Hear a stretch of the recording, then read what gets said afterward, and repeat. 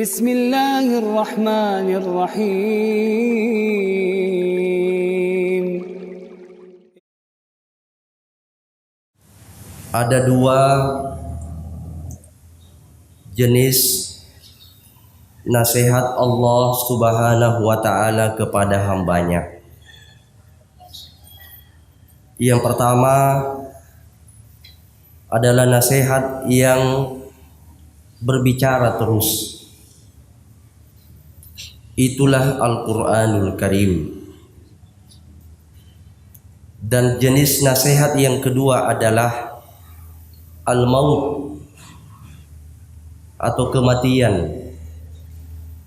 Nasihat ini adalah nasihat yang diam, nasihat yang tidak berbicara. Tetapi kata Nabi sallallahu alaihi wasallam, kafa bil mauti wa'idhan. Cukuplah kematian itu sebagai satu nasihat yang terbaik. Jamaah sekalian yang sama berbahagia, di sekeliling kita banyak sekali orang-orang yang terdekat, bahkan mungkin ada orang-orang yang merupakan keluarga kita yang telah dipanggil oleh Allah Subhanahu wa ta'ala. Semua itu sesungguhnya memberikan nasihat kepada kita. Apakah kita telah siap menghadapi kematian? Apakah perbekalan amal-amal yang telah kita lakukan selama ini telah siap untuk menghadapi al-maut? Yang jelas bahwa kematian itu datang tanpa melihat dan tanpa mempertimbangkan apakah kita sudah siap atau tidak. Kullu nafsin dha'iqatul maut. Setiap yang berjiwa, setiap yang bernyawa pasti akan mengalami kematian. Idza jaa ajaluha la yastakhiruna sa'atan wa la yastaqdimun. Apabila ajal itu datang menjemput, tidak ada yang bisa menunda dan juga tidak ada yang bisa mempercepat. Kaum muslimin sidang jamaah salat Jumat rahimakumullah. Yang jelas bahwa kematian itu hanya ada 3 kondisi.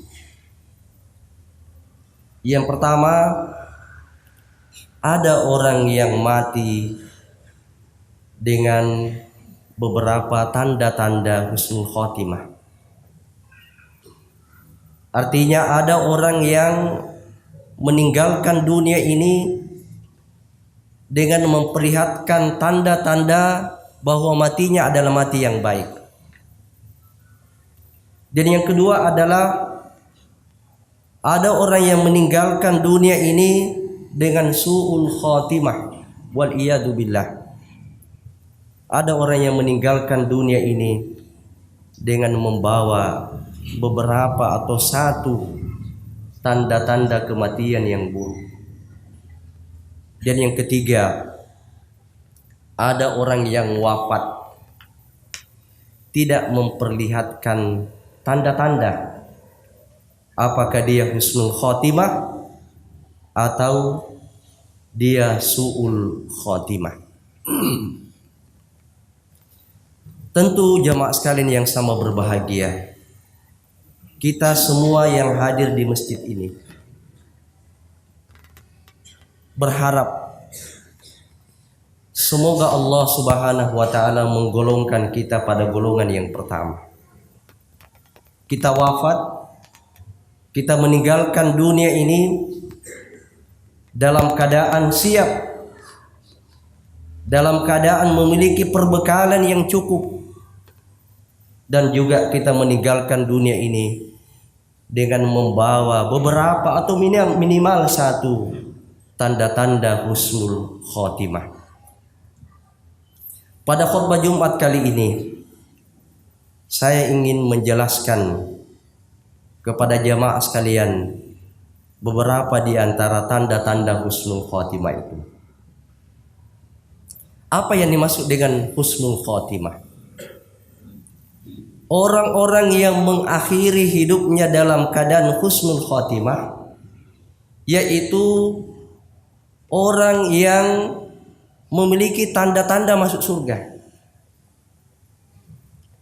Orang yang memiliki tanda-tanda bahwa dia diberikan jaminan oleh Allah Subhanahu wa taala daripada fitnah dan azab kubur. Orang yang memiliki keistimewaan diberikan keringanan oleh Allah Subhanahu wa taala di akhir hayatnya.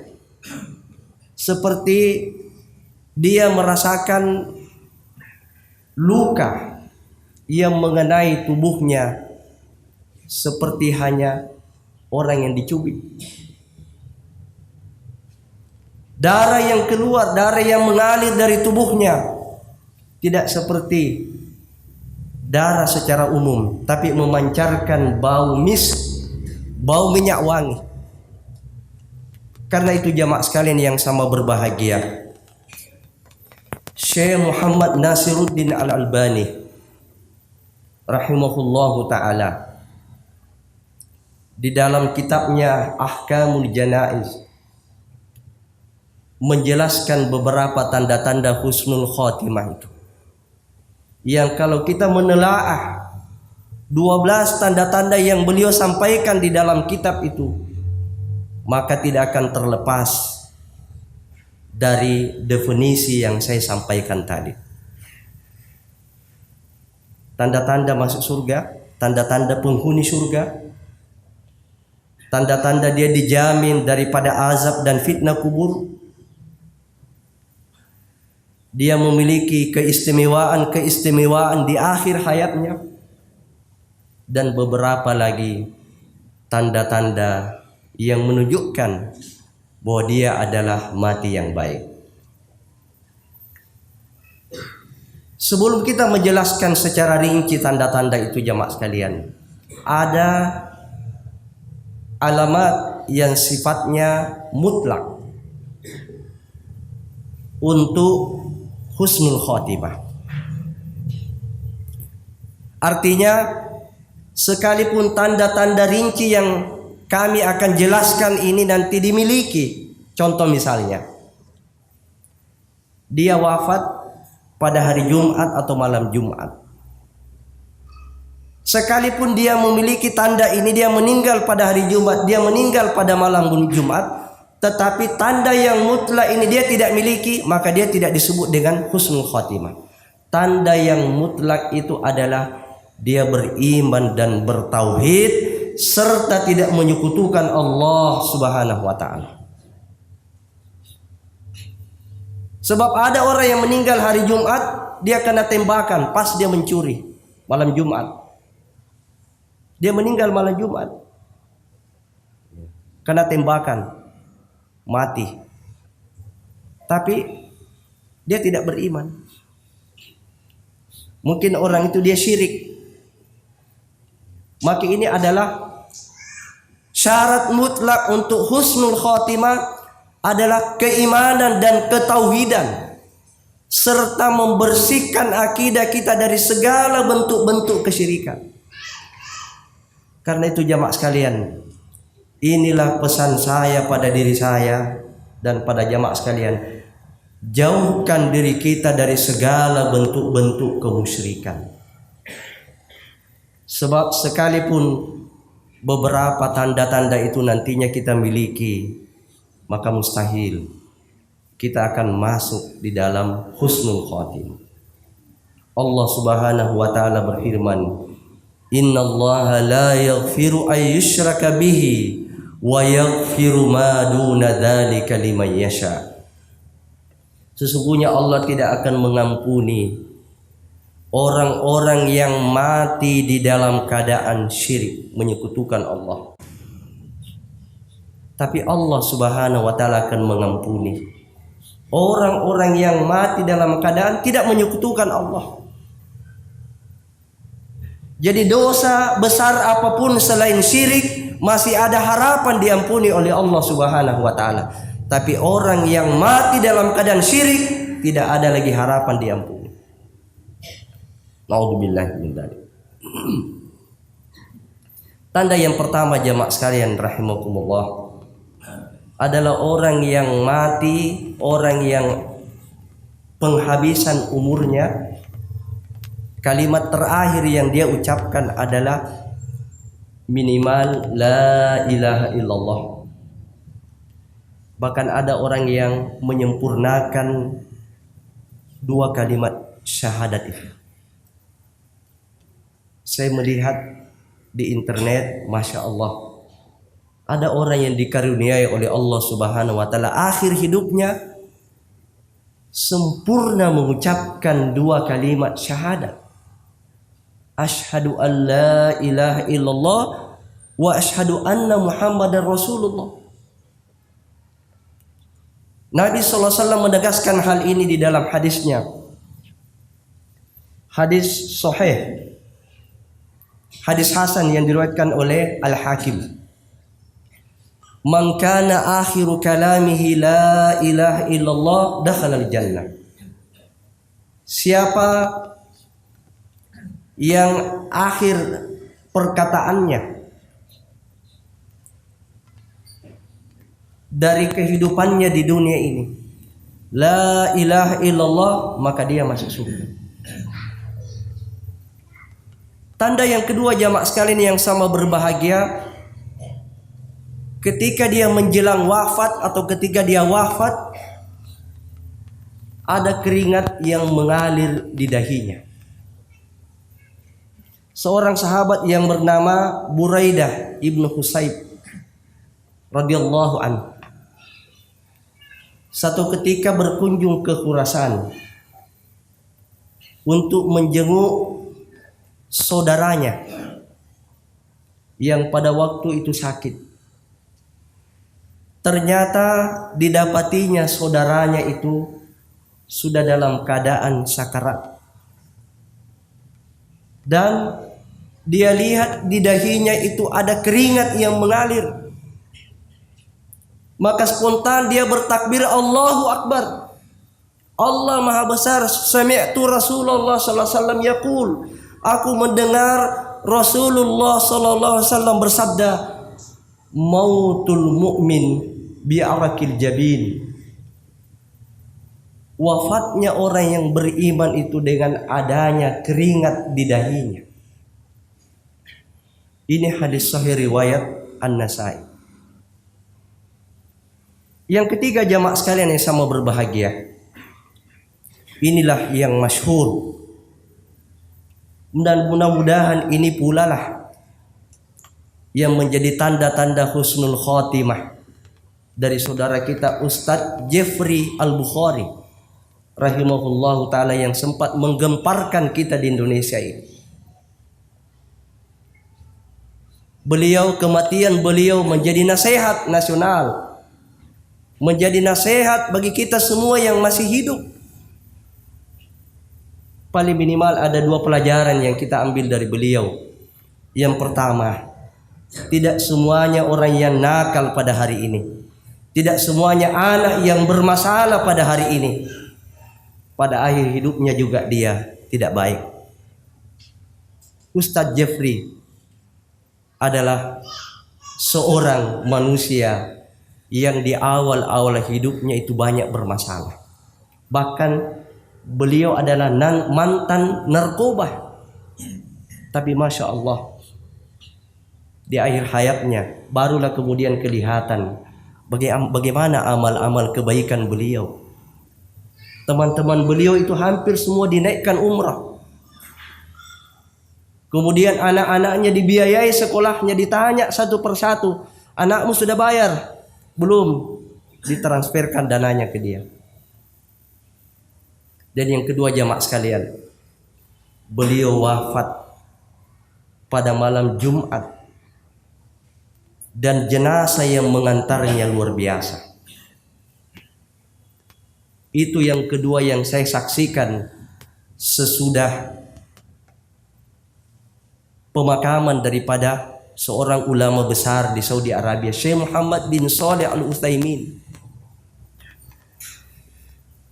Yang kedua yang saya lihat, yang terbanyak orang yang mensolati dan mengantarkan jenazahnya ke pekuburan adalah beliau, Ustadz Uje. Apa tanda-tanda itu jamaah sekalian? Nabi SAW bersabda dalam hadis yang diriwayatkan oleh yang bersumber dari Abdullah bin Amr radhiyallahu anhu, "Ma min muslimin, tidaklah seorang muslim yamutu yaumal jum'ah au lailatal jum'ah, yang meninggal pada hari Jumat atau pada malam Jumat, illa waqahu Allahu fitnatal qabr, melainkan Allah Subhanahu wa taala akan menjaga dia daripada fitnah kubur." Hadis ini menjadi perdebatan tentang derajatnya di kalangan ulama, tetapi dengan keluarnya takhrij dari Syekh Al-Albani, beliau mengatakan paling minimal derajat hadis ini hasan. Bahkan beliau mengatakan bisa jadi sahih. Itu menenangkan kita. Jamaah sekalian yang sama berbahagia, siapa yang meninggal pada hari Jumat atau malam Jumat, kata Nabi SAW dalam hadis ini, dia dijamin daripada fitnah kubur. Apa yang dimaksud dengan fitnah kubur di sini? Para ulama menjelaskan beda azab kubur dengan fitnah kubur. Fitnah kubur di sini tidak bermakna azab kubur. Fitnah kubur yang dimaksud adalah ujian, pertanyaan tentang 3 hal. Siapa Tuhanmu? Siapa nabimu? Dan apa agamamu? Pertanyaan yang sangat enteng, tetapi tidak semua orang bisa menjawab, Pak. Sedangkan azab kubur itu adalah siksaan-siksaan yang Allah rasakan ketika dia dikubur, seperti dia melihat neraka dan siksa-siksanya diperlihatkan siang dan malam. Itu perbedaan fitnah dan azab kubur. Tanda yang keempat jamaah sekalian yang sama berbahagia, orang yang husnul khatimah, yaitu mati dalam keadaan berperang membela agama Allah Subhanahu wa taala. Orang yang mati seperti ini disebut dengan syahid fi sabilillah.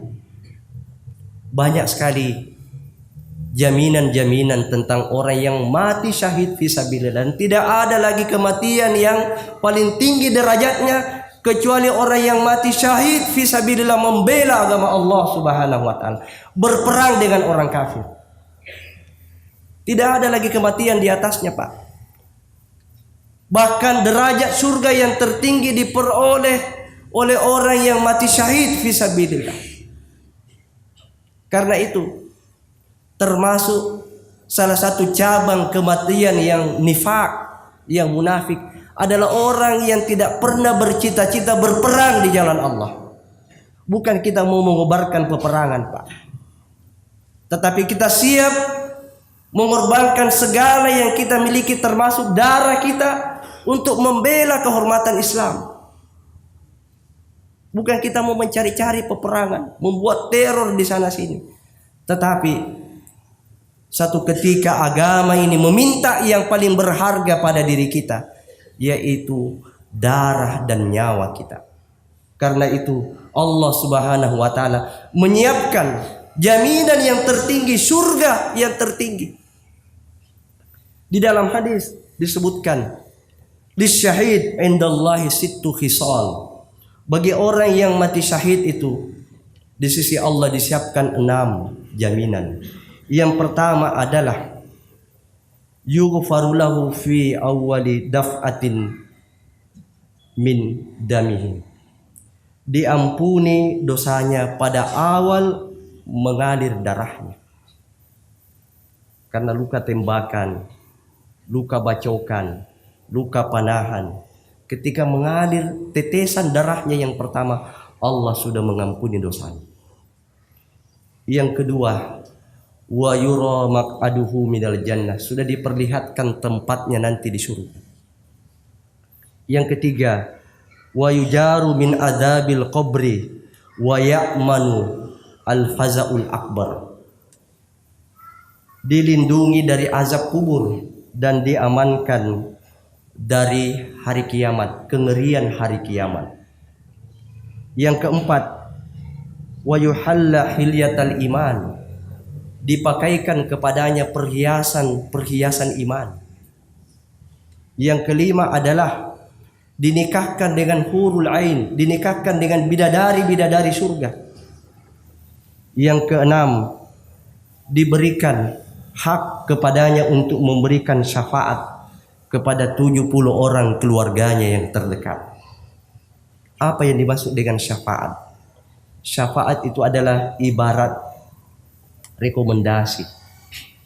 Ada di antara kita mungkin yang dipertimbangkan, apa ini dimasukkan ke surga dulu, dimasukkan ke neraka dulu, atau langsung saja masuk surga, atau apa orang ini surga neraka. Maka bagi orang yang mati syahid, dicari orang yang seperti ini, adakah keluargamu yang mati syahid? Kalau ada, dipanggillah dia, lalu kemudian ditanya, bagaimana orang ini? Bagaimana menurut kamu?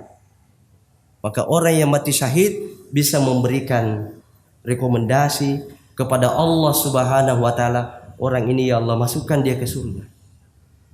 Dan banyak lagi jamaah sekalian yang sama berbahagia.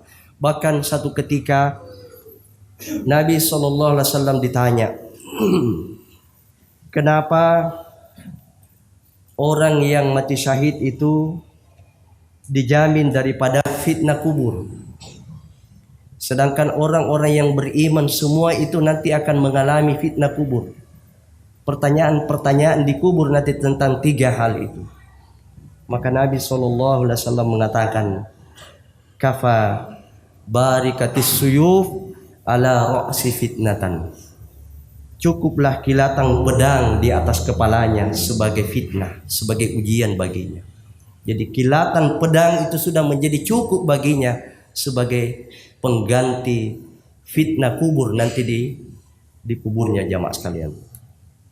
Kaum muslimin sidang jamaah Jumat yang sama berbahagia. Yang kelima, meninggal dalam keadaan melakukan amal-amal yang soleh. Apakah dia sementara berpuasa? Apakah dia sementara menunaikan sholat? Apakah dia sementara berzakat? Apakah dia sementara berceramah? Apakah dia sementara menolong orang lain? Disebutkan di dalam hadis riwayat Imam Ahmad dengan sanad yang sahih. Ini juga tanda-tanda orang yang husnul khotimah. Jemaah sekalian, banyak kita saksikan orang yang meninggal Masya Allah dalam keadaan sujud di Makkah Al-Mukarramah, di Masjidil Haram, di Makkah dan di Masjid Nabawi. Kita menemukan beberapa foto-foto orang yang meninggal dalam keadaan sujud. Ada juga orang yang meninggal sementara ceramah. Bahkan ada kisah nyata dari Malaysia. Ada seorang nenek tua, seorang wanita tua, yang ketika dia meninggal, orang jadi terheran-heran semua karena tiba-tiba banyak sekali kucing yang mengantar jenazahnya. Ratusan, bahkan hampir jumlahnya ribuan. Orang yang mengisahkan cerita ini bertanya kepada keluarganya, ada apa orang itu? Kenapa banyak sekali kucing yang menyebar di sana sini? Diceritakan bahwa beliau itu di akhir-akhir hayatnya setiap pagi masuk ke pasar. Dan apa yang dia lakukan? Dia mengambil tulang-tulang daging, dia mengambil tulang-tulang ikan, dia kumpul, baru kemudian dia sebarkan ke semua kucing-kucing. Inilah tanda-tanda husnul khotimah orang. Bahkan ada yang lagi lebih hebat. Seorang yang bernama Uwais Al-Qarni. rahimahullahu taala, sayang sekali beliau tidak bergelar sahabat. Padahal hidup di zamannya Nabi, beriman dan hidup di zamannya Nabi. Hanya gara-gara beliau pernah ke Madinah untuk bertemu dengan Nabi sallallahu alaihi wasallam, tapi Nabi keluar kota. Itulah salah satu syarat yang tidak dipenuhi oleh Uwais Al-Qarni, sampai kemudian tidak bergelar sahabat. Dia hanya bergelar tabi'in. Apa keistimewaan Uwais Al-Qarni ini, Pak? Beliau ketika meninggal, banyak sekali orang yang berkumpul di rumahnya, melayat dan mengantar ke pekuburannya. Orang jadi heran semua sebab Uwais Al-Qarni ini pergaulannya sehari-hari hanya dengan domba-domba dan kambing-kambing yang ada di padang pasir. Beliau tinggal di daerah Yaman. Pergaulannya hanya dengan ibunya yang sudah tua renta. Tidak banyak bergaul dengan orang lain. Tetapi kenapa ketika beliau meninggal, banyak sekali orang yang datang melayat jenazahnya, banyak sekali orang yang datang mengantarkan jenazahnya. Siapa orang ini? Ternyata keistimewaan beliau, Pak, adalah birrul walidainnya. Baktinya kepada orang tuanya, baktinya kepada ibunya. Dia rela mengorbankan kenikmatan-kenikmatan yang dia bisa dapatkan untuk dirinya demi berbakti kepada ibunya yang sudah tua. Termasuk tidak bertemu dengan Rasulullah sallallahu alaihi wasallam karena mengikuti pesan ibu yang mengatakan, jangan kamu lama nak, kalau bisa hanya 1 hari saja.